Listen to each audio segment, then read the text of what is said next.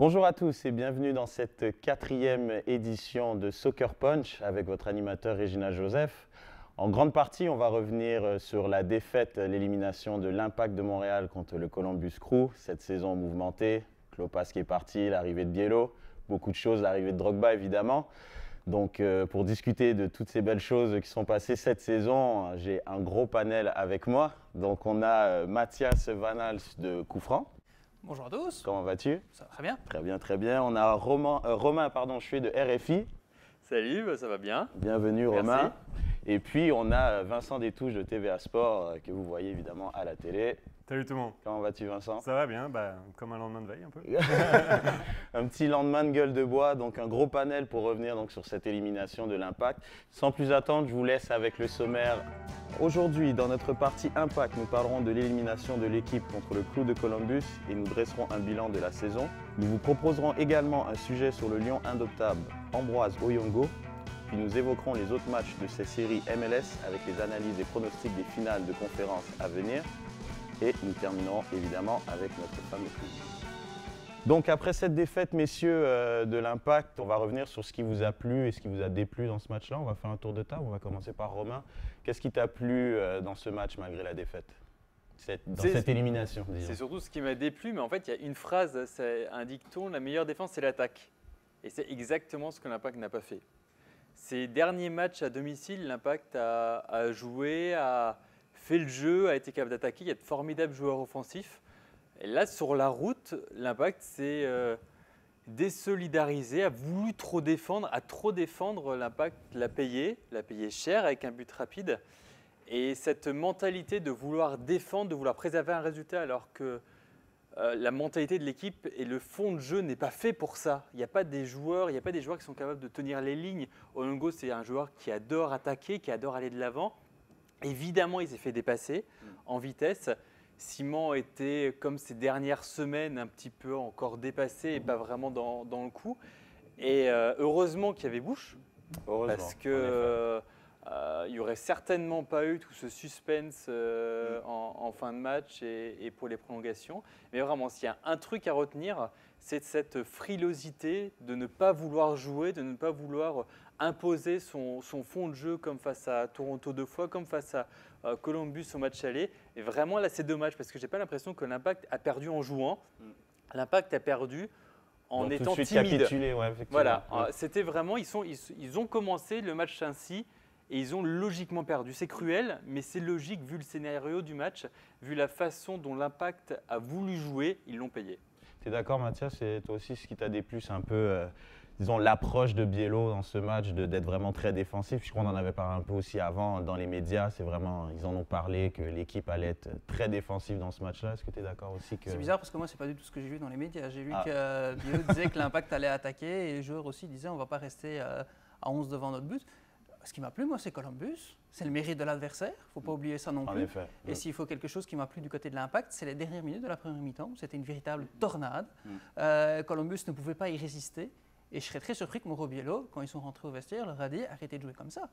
C'est d'autant plus surprenant que Biello fasse un changement défensif à la 65e en faisant sortir Douka pour Camara, alors que l'Impact commençait à attaquer, commençait à être dangereux, était dangereux, même si c'était parfois par bribes et par petites touches, mais en tout cas, il y avait du jeu.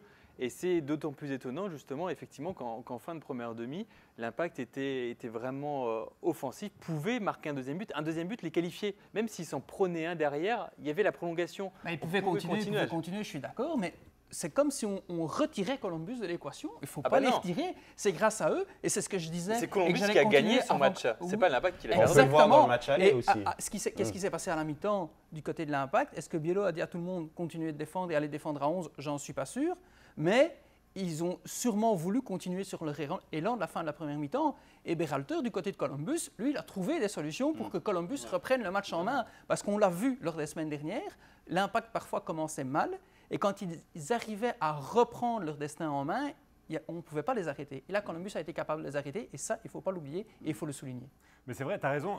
Ce qui est plaisant dans ce match, c'est qu'ils ont réussi à capitaliser sur leur moment fort. Ça n'arrive pas souvent. C'est rare, ça. Mais c'est vrai qu'en fin de première mi-temps, ça n'arrêtait pas. Il y avait offensive sur offensive. Et puis enfin, on voyait Piatti toucher le ballon et réussir à créer quelque chose. Ils ont marqué sur peut-être la moins bonne occasion. C'était même presque pas une occasion. Ah non, c'est clair. C'était même presque pas un but parce qu'il Il était hors jeu. Il y avait clairement hors jeu. Mm. Mais ils ne l'ont pas vu, tant mieux pour l'Impact. Et à un moment donné, les décisions arbitrales, on peut dire ce qu'on en veut. Mais ça finit par s'équilibrer un petit peu.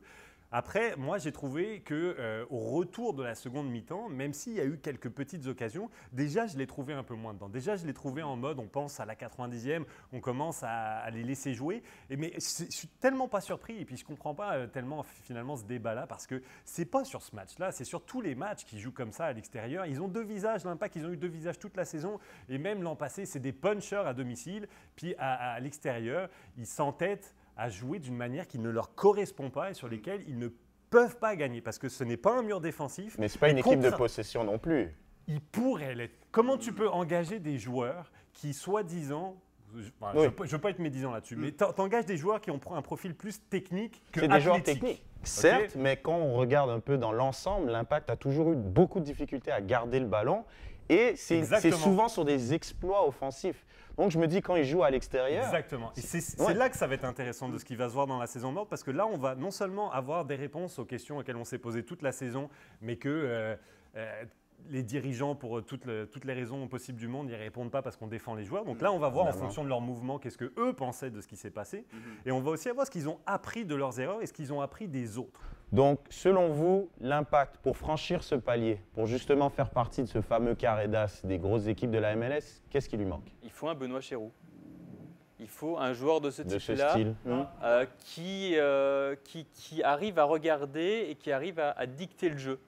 Et je trouve que c'est ce qui manque à l'Impact. Je ne suis pas tout à fait d'accord, parce que pour moi, Benoît Chéroux, tu es dans le même style que Patrice Bernier. Tu as déjà ce profil-là. Après, tu gères qui Bernier, il prend de l'âge, là. Hein. Ok, je veux bien, mais pour moi, le profil, il est similaire. Pour moi, un milieu, c'est sûr. Et comme tu dis, j'ai beaucoup aimé la fin de saison de Donadel. Et ça n'a rien de personnel vers lui. Surtout que Donadel, je pense qu'il peut jouer sur un des deux postes un peu plus en avant aussi. Mais c'est un numéro 6 pour moi. Quelqu'un qui récupère les ballons vraiment, qui se bat, un peu plus chien fou que Donadel. Parce que Donadel, c'est vraiment une sentinelle, mais à l'italienne. Où en Serie A, le rythme est très différent. Puis tu peux dicter d'une position basse. Demande à Pirlo si en MLS, c'est aussi facile qu'en Serie A de dicter le jeu d'une position aussi basse. Il va te répondre la même chose que Donadel. Ça l'est pas. C'est pas du tout la même vision des choses. Donc, est-ce que Donadel a été bon? Oui, et je lui donne énormément de crédit. Mais un peu plus tôt cet été, et puis il y a plein de gens qui pourront accréditer ça, j'ai dit s'il y a un joueur que j'irai chercher actuellement, il est plus libre du tout, et en ce moment il fracasse tout, c'est un joueur qui s'appelle Lassana Diarra. Ah ouais, ça… Après, c'était un pari à l'époque. Mais c'est une bête qui est capable à la fois de récupérer les ballons, mais surtout de relancer positivement le jeu. Et on a besoin de ça parce que des joueurs comme Piatti ou même Drogba, ils seront bons quand ils s'inséreront dans un projet collectif, quand ils pourront faire confiance aux autres, quand finalement ils bénéficieront du travail des autres plus que quand on leur donne le ballon en disant on a besoin de toi. Mathias, qu'est-ce que tu en penses, toi, à part un milieu, est-ce que tu crois que l'Impact… L'histoire, c'est que Mauro Biello, quand il a repris l'équipe, c'était pour la fin de la saison, c'était un sprint. L'année prochaine, il va commencer dès le début de la saison. Ça ne va pas être un sprint, ça va être de l'endurance. Et faire un sprint avec le trio Bernier, Donadel, Rio Cocker qui a donné satisfaction, c'est une chose. Tenir toute la saison avec les trois, ça en est une autre. Est-ce qu'on peut compter sur eux pour être efficaces pendant toute l'année? C'est pas sûr parce que quand même, il y en a certains qui ont de l'âge. Et ça va peut-être aussi dicter les choix de l'entre-saison et le choix de rester ou non en 4-3-3 ou de revenir en 4-2-3-1 qui, selon le club, est la philosophie du club. En tout cas, c'est ce qu'on nous a dit lors du changement d'entraîneur. Ce qui est bien, à mon avis, en termes de défense, je pense que c'est quelque chose qui est assez stable, c'est solide. Je pense qu'on peut bâtir sur cette défense. Du moins, globalement, le chantier est peut-être moindre en défense. Et justement, cette semaine, on a un portrait sur Ambroise Oyongo. On va en parler de ce latéral maintenant. On le sait, Ambroise Oyongo n'est pas venu à Montréal de gaieté de cœur. Mais a-t-il toujours la tête ailleurs? C'est un tremplin pour l'Europe et pour d'autres championnats. Tout arrive à point nommé à celui qui s'y attend. Ambroise Oyongo Bitolo, c'est son nom complet, débute sa carrière dans son Cameroun natal en 2010. Ses sélections en équipe nationale ont au fait d'attirer les regards et de donner envie aux principaux intéressés de découvrir de nouvelles contrées. Après les 3 saisons passées avec Coton Sport de Garoua, j'avais Et je m'imaginais en France parce que voilà, j'étais allé faire des essais à Lille. Et voilà, ça a bien marché, mais à la fin, les dossiers administratifs, ça n'a pas été vraiment clair. Et puis, j'ai pris mon visa pour aller du côté des Red Bull. Après une bonne saison avec les Red Bulls, Ambroise participe à sa première Coupe d'Afrique des Nations pendant l'entre-saison de la MLS. Un beau jour à l'entraînement, il est rattrapé par un autre dossier administratif pas clair. Aurélien Chedjou, il annonce à tout le groupe que voilà, le petit Oyongo a signé, il a eu un contrat, il doit nous donner du champagne. Donc, moi j'étais surpris, je dis ouais, mais je n'ai pas signé. Je me suis dit voilà, comme lui là, Galatasaray, sûrement lui il a trouvé un truc pour moi et voilà. Mais s'il a trouvé un truc, moi je n'ai pas signé, donc je n'ai pas donné mon accord. Après il me dit non, mais tu as l'impact de Montréal. Je dis ah, non, il me dit non, c'est partout, tu as signé et tout, tu caches la bonne nouvelle et tout. Je dis non, il faut arrêter. Bon, c'est après quand je rentre, après l'entraînement, je rentre, je vois dans mon Twitter et partout dans Internet que voilà, j'ai été transféré à l'Impact de Montréal. L'Impact croyait enfin avoir trouvé un latéral gaucher digne de succéder au cultissime Mauricio Vincello, mais le petit Oyongo se laisse tirer l'oreille. Bon, après ça s'est arrangé, on a parlé, on a essayé de parler de discuter avec le club, la MLS et puis mes agents. Donc cela a pris du temps, mais bon, ça n'a pas été mauvais aussi parce que voilà, moi aussi j'ai appris beaucoup de choses à la MLS et aussi dans certains trucs, dans les paramètres des contrats. Or, quand Oyongo arrive à Montréal, il constate que le solide de Denis Toya est bien en selle au poste de latéral gauche. C'est à ce moment-là que le fin tacticien Franck Lepas apprend du caissier de son dépanneur que le Camerounais joue latéral droit en sélection. Ça lui donne une idée. Moi, je me retrouve toujours à être de ce côté-là. Mais bon, moi, je n'ai pas de souci à ça. Je suis jeune, j'apprends, je travaille. Et voilà, si ma chance m'est donnée de jouer, que ce soit arrière gauche, arrière droit, milieu offensif, je vais tout donner pour que ça soit le meilleur pour l'équipe. On connaît la suite. Didier est arrivé, puis c'est là que le party a pogné. On essaie aussi de faire intégrer les Québécois et puis tout le reste. Comme on dit chez nous en Afrique, c'est l'Afrique qui gagne. Nous avons une même mère qui est Maman Africa. Donc nous célébrons ça et nous sommes contents. On s'est partagé la joie et c'est ce qui se fait dans l'équipe aujourd'hui. S'il ne ressent pas l'obligation de bouger, Oyongo pourrait quand même continuer à animer le jeu sur le terrain ou dans le vestiaire au Stade Saputo l'an prochain. Nous sommes de retour après cette chronique gracieuseté de l'équipe de Soccer Punch avec Julien, Manu, Sidney et Cédric de Ambroise Oyongo. Donc messieurs, le cas des latéraux à l'Impact. Cette année, il y a eu l'émergence de Toya qu'on a pris de Chivas. Oyongo qui arrivait un peu tard dans des conditions un peu, bon, on ne va pas trop en parler, difficiles disons. Que pensez-vous de la concurrence des latéraux, sachant que là maintenant il a joué à droite, on a deux gauchers, un qui joue à droite. Qu'est-ce que Biello va devoir faire l'année prochaine? Déjà, qu'est-ce qu'on fait d'Assoun Camara? Aussi. Ça peut être une solution de remplacement parce que c'est un grand ami de Drogba, donc c'est difficile d'imaginer Camara partir.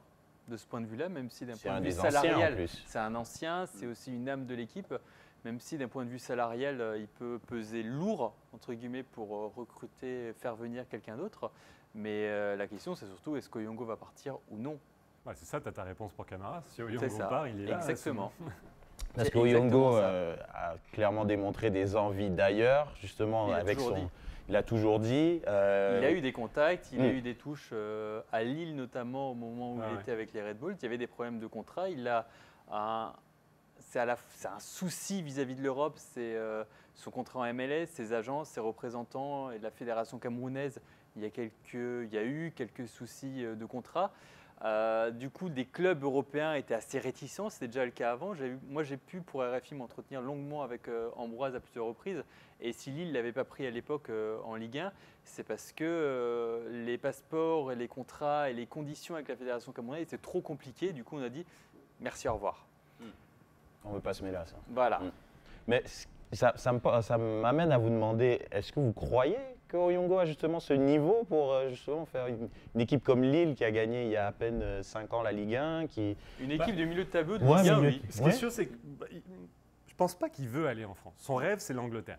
Okay, son rêve, c'est Manchester l'Angleterre. United. Son rêve- plus précisément. Je pense pas qu'il cracherait sur certains autres clubs quand même.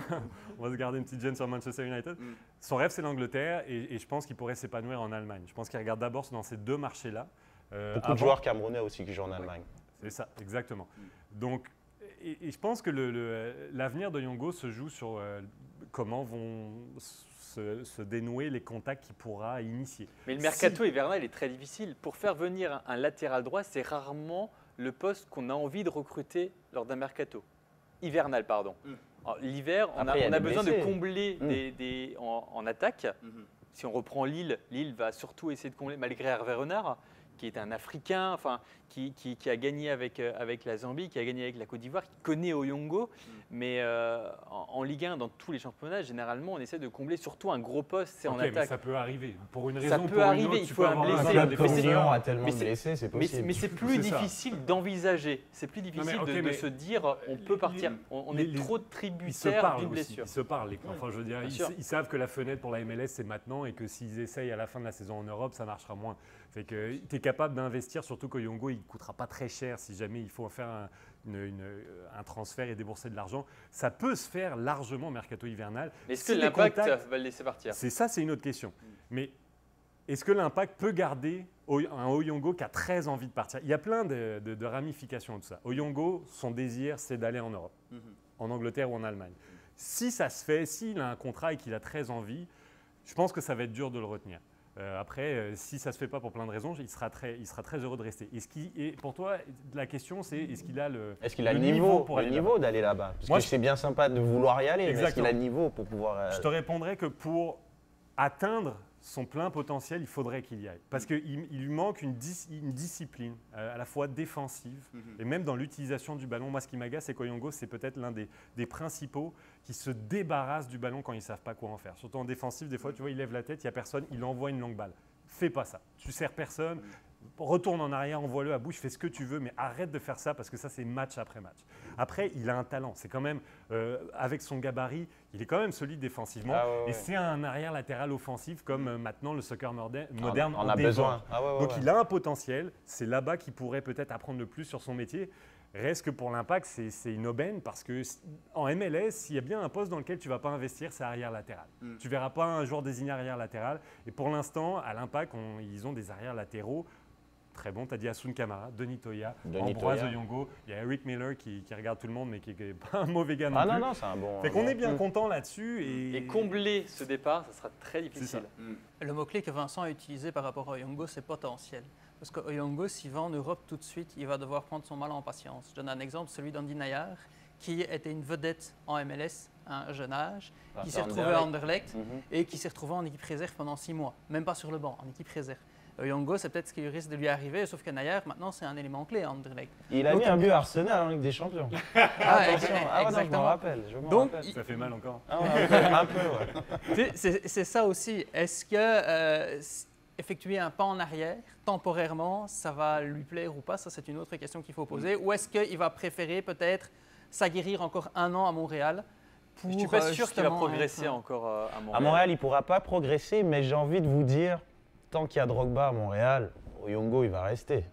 Sincèrement, non, s'il peut, il va partir. Ah ouais, j'en ai parlé il y a 2 semaines avec lui, juste avant les séries. Justement, je lui ai parlé de ça. Je lui ai dit, mais si l'Impact tu retiens, il y a Drogba, c'est ton ami, vous dansez, vous chantez ensemble, vous faites un… Non, mais il cuisine ensemble, etc. Il a dit, tu sais, j'ai envie de jouer, j'ai ma carrière, je pense à moi, j'ai envie d'aller en Europe, je veux y aller, c'est mon objectif. Il est encore jeune. Là, non, il est plus tout jeune, attends. Ambroise, il est plus si jeune, hein. Il a 25 ans. Allez, on prend tous un coup de vieux. C'est pas non plus, on parle de potentiel, mais vrai. c'est presque la force de l'âge pour… Surtout que les joueurs, ils commencent de plus en plus tôt. Pour un latéral qui est rapide, qui va vers l'avant, qui peut très vite se fatiguer à force de faire des allers-retours. Il est vraiment dans un moment clé de sa carrière. On va parler de l'ancien club de Ambroise Oyongo, justement les New York Red Bulls qui se retrouvent dans le Carré d'As, donc de la MLS. Donc j'aimerais avoir un peu votre ressenti, votre pronostic. Qu'est-ce que vous voyez? Donc le carré d'as, on a les Red Bulls contre Columbus en finale de l'Est et Portland contre Dallas en finale de l'Ouest.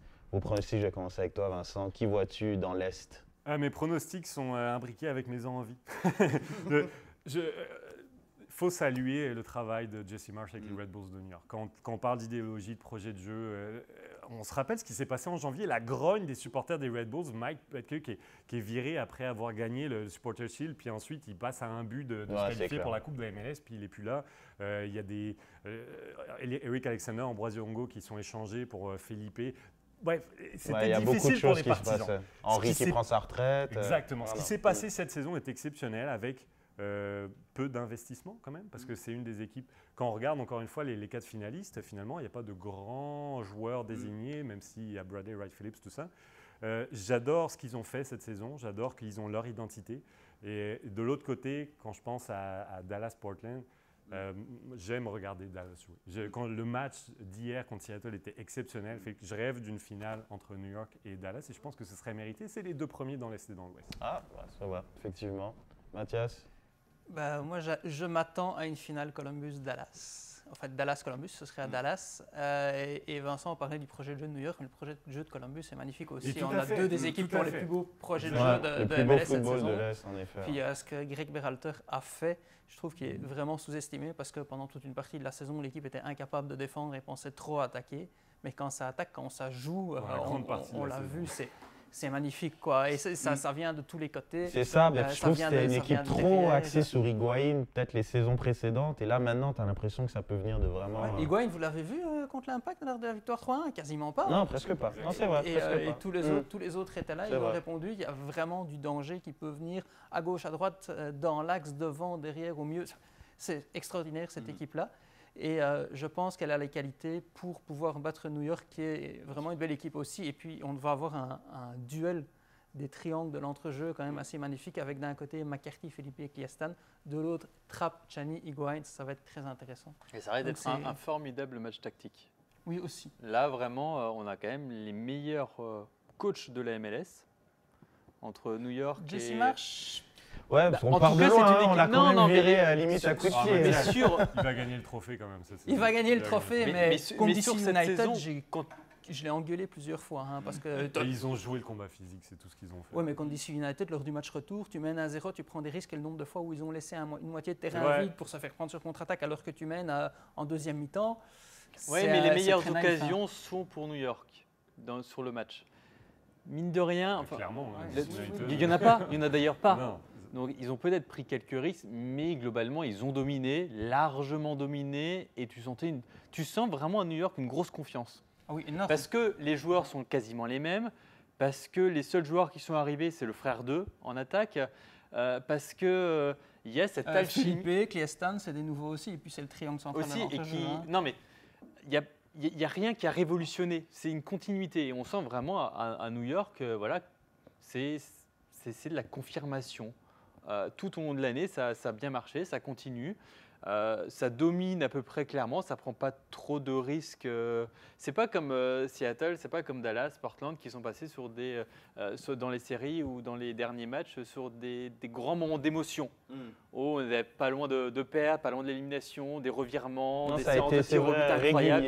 C'est régulier, ça monte, il y a un équilibre. Et ça c'est forcément payant à un moment ou à un autre. Portland, c'est génial, les premières séances de tirs au but.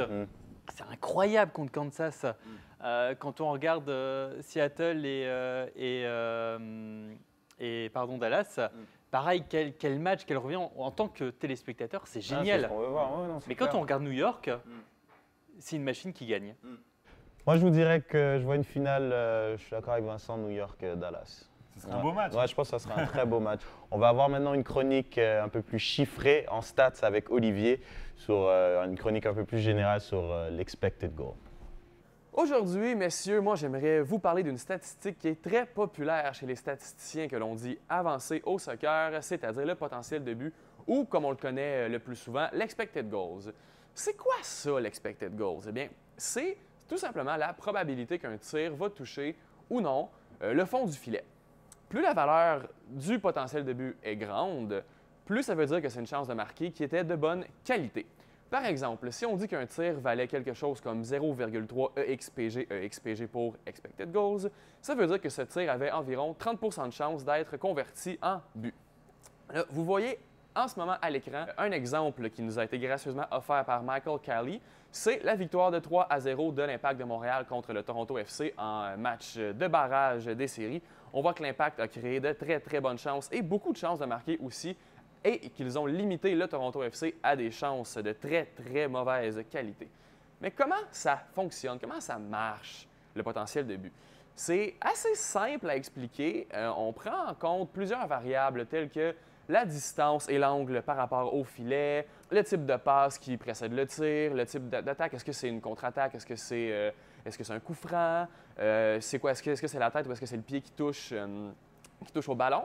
Et on applique ces variables-là à des dizaines de milliers de tirs, des données qui ont été collectées à travers plusieurs saisons et ça sur plusieurs ligues, ce qui arrive à un résultat relativement assez précis d'une probabilité de voir tel ou tel tir toucher ou non le fond du filet. À quoi ça sert le potentiel de but? C'est une mesure complexe, mais ça sert à quoi exactement? Mais je ne vous apprendrai rien, messieurs, mesdames, en vous disant que toutes les chances de marquer ne sont pas égales. Un tir décoché à 30 mètres du filet, généralement, ça mène à moins de buts qu'un tir qui est fait à bout portant sur le gardien adverse. Sauf que lorsqu'on ne fait que regarder le nombre de tirs cadrés qui sont faits durant et après un match, on n'évalue pas la qualité de ces tirs-là. Et c'est ce que le potentiel de but propose. Et si vous voulez en savoir plus, allez sur themidfielders.com. J'ai écrit un article juste pour vous, pour mieux comprendre. On remercie Olivier Morneau pour cette super capsule barbue, statistique, comme d'habitude. Et c'est maintenant, messieurs, l'heure du fameux quiz Soccer Punch. Et nos participants ne connaissent pas le sujet, qui est la MLS Cup.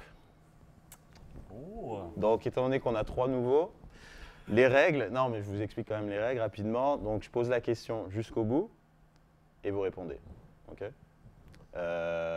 Donc, 1 point par question, tranquille. Et puis, non, c'est bon, des questions? Tout le monde est prêt? Ça va. J'ai mis une pièce sur Mathias au passage. La pression est haute. C'est clair. Va-t-il être chaud comme une baraque? Première question. Quel club est allé à 2 reprises en finale de MLS Cup et l'a remporté 2 fois? Galaxy? Faux. Houston? Faux. San Jose. Très bien. 1 point pour Vincent. J'ai le droit à une mauvaise réponse alors? Oui, c'est bon, on est cool ici, on est cool. Attends, la question c'était aller 2 fois, mais aller que 2 fois, c'est ça? Oui. Ah bah, je n'avais pas compris ça.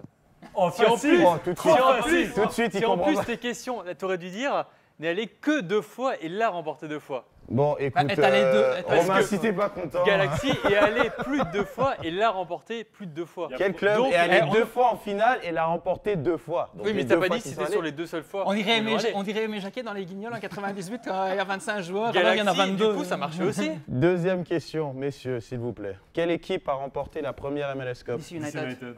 Je suis désolé, je dois donner à Mathias. C'est bon. 4e question. Qui a été élu MVP de la dernière finale d'MLS Cup? Non, c'était la saison. Oh, messieurs, Et les Galaxies. Landon Donovan? non. Non, Robbie Keane. Robbie Keane. Ah. Messieurs, gros match de Robbie Keane en finale. Il est vrai. Combien de finales MLS Cup se sont terminées au tir au but? 3. Bien Mathias. joué. J'allais dire 2 en tout, mais je ne saurais pas le dire. Combien de fois une équipe de l'Ouest a remporté la finale d'MLS Cup? Bravo. C'est une colle, ça c'est au hasard. Hein. Allez. 12. Bravo. La machine. La machine. Oh, ça c'est au hasard, 12. Ça Excellent. prédit Bon, une victoire de la Gantoise dans la Ligue des Champions là. Hein. Là, il a tout donné. Bon, ben Mathias a gagné. Pour la forme, dernière question. En quelle année fut abolie la règle du but en or en finale d'MLS Cup? 2009. 2006. C'est plus vieux encore. Bon, 2003. Bravo. Pour la forme. Donc, victoire 4-2.